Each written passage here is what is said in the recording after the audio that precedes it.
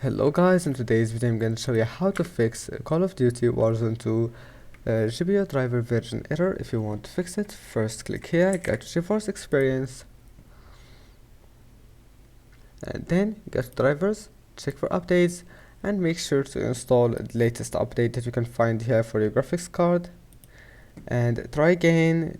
If that doesn't fix your problem, now go to graphics settings, enable graphics settings. After that, restart your PC, and after starting your PC, go to graphics settings again, and now click browse. And after that, you will need to find Call of Duty Warzone 2 file location, and when you find it, just add it, and then you will find it here, like League of Legends or Valorant. And let's take Valorant as an example. Click on it and click options. Now you will need to change between those two options. If you find it, you will find it here, and then select first one, click save, go try. If that doesn't fix it, select second one, click save, and go try.